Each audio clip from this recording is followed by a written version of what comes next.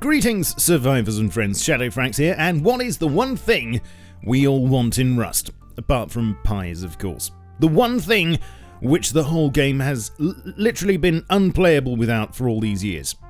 Yes, that's right.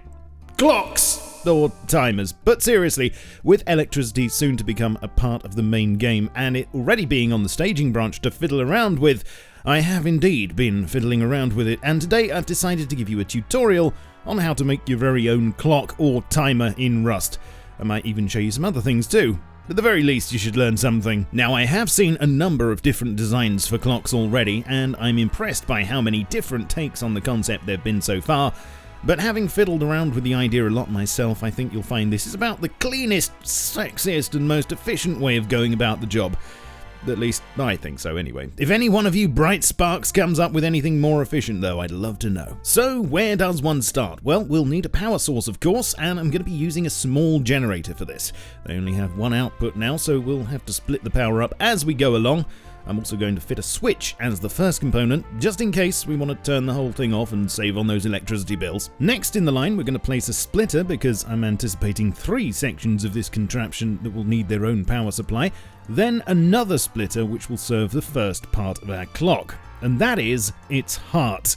We're going to need something that beats at exactly 1 Hertz, or once a second, and sends out a pulse of power when it does so. So I'm going to show you what I think is the simplest way of accomplishing this with Rust's electrical bits and bobs. We're going to need 3 components, a timer, a blocker, and a branch, and this is how you wire them up. Take a power out from the splitter and connect it to the power in of the timer. Also, before we go any further, we need to set the timer to 1 second. This is important. Next, take another power out from the splitter and plug it into the blocker. We then take the power out of the blocker and plug that into the branch. Now take the branch outlet of the branch and plug that into the toggle of the timer. And finally, take the power out from the timer and plug it into the block pass-through of the blocker. Now, I understand that might all sound really complex, but I'll explain exactly what's going on in a second. First of all though, I'm just going to attach a temporary light and connect that up so you can see visually what happens when we turn it all on. Bingo! As you can see, we've successfully created a feedback loop which is sending out a pulse of energy exactly once a second. So, how's it doing that? Well, the power first has to pass through this blocker, and that will only let it through if no power is being supplied to its other input. That's where the timer comes in. Every time the timer is triggered by the branch, it blocks the power.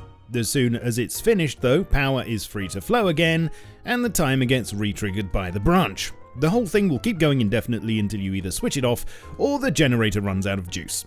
Whichever happens soonest. Hopefully that makes sense. If not, then you might need to fiddle around with it yourself until something clicks. Now, I'm going to turn all of that off and remove the light because we need to build the next part of the clock, which is the digital display. Not much good without that. And for this, we'll need another splitter, 3 counters, 1 each for hours, minutes, and seconds, and 2 more branches. So this is how to wire up the actual readout. First, connect up the splitter, then take a feed out of it to each of the 3 displays. Then we take the power out of our timer circuit and connect that to the increment of the counter on the right, which will be counting our seconds.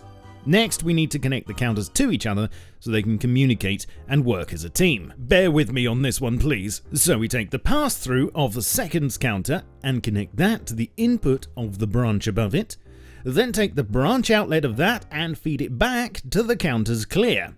Finally, we take the power outlet of the branch and plug that into the minute counter's increment input. We then just have to do the exact same thing for the minute counter. Lastly, and this is very important, we have to set the pass-through values for each counter. For the seconds one, it should be 60 of course, and the same for the minutes one too. You can leave the hours one as it is, unless of course you want to start actually counting days, in which case you might have too much time on your hands. Now, because we don't have that much time on our hands in this video, and for demonstration purposes, I'm just going to reduce the pass-through figures to 3 for the seconds and minutes, as I think this will help you see what's going on much more easily. Right, let's switch it all on and see what happens. As you can see, the timer circuit is triggering the seconds counter to increment by 1 every time it sends out a pulse, which is of course once a second. Then, when the seconds counter reaches its pass-through value, which is only 3 at the moment, it sends out its own pulse, which both resets itself and increments the next counter by 1. The same process repeats with the minutes counter, and voila, we can have a digital clock or timer. Now, this is all very well and good, but what if we want to be able to reset it? Just cutting the power isn't enough, as the counters will still remember where they got to. Well, this is where we'll have to expand our circuitry further, and I'll also show you a practical application for all of this that might actually be useful in-game for some. Now, you may wonder why we put these branches all the way up here. Well, that's because now we're going to insert a couple of OR switches into the gaps. OR switches let you have 2 inputs, and if either one is active, then the switch will do its job of letting power through. That's just what we want here, because we want to be able to control the clear functions on these counters manually with another input. I don't have to worry about the hour counter, of course, because I can do that one directly. I'll also need another splitter and a timer in order to make this work. So, to reset everything manually with a switch, here's how we have to wire it up. First, we disconnect the clear terminals and route them through the OR switches instead. It'll just work as normal like this, but now we can take another power supply to the timer, setting it to 1 second again, then take the power out from that to the new splitter, and finally take a feed from that to each of the OR switches and one directly to the clear of the hour counter. What you'll see now is that at any time we can reset the whole thing to 0 and it will start again. But that's not all! This sort of thing is great as an intellectual exercise, of course, but I realise you're not likely to do all this farting around in the actual game unless there's a decent reason. It's not as if electricity is going to be essential to playing Rust, and it isn't going to make you shoot straighter, but here's one of many possible applications of a system like this that I've thought of. All we need is one more splitter, another timer, a counter, a branch, and a laser detector, although you could replace that with a different trigger, such as a pressure pad or something else we might end up getting in the future. So, if I give power to the detector, counter, and timer, again setting this to 1 second, take the power out from the detector to the branch, then branch out of that to the increment of the counter and to our reset timer, and lastly connect the power out of our new timer to the clear of our new counter, we've managed to create something really useful. Let me show you. Every time I trigger the laser, the new counter goes up by 1 and our timer resets. So I could leave this running, go offline, and when I come back later, assuming I still have a base, it'll tell me not only how many visitors have triggered my detector, but how long since the last one. You could even add a light to indicate whether someone was actually still triggering it.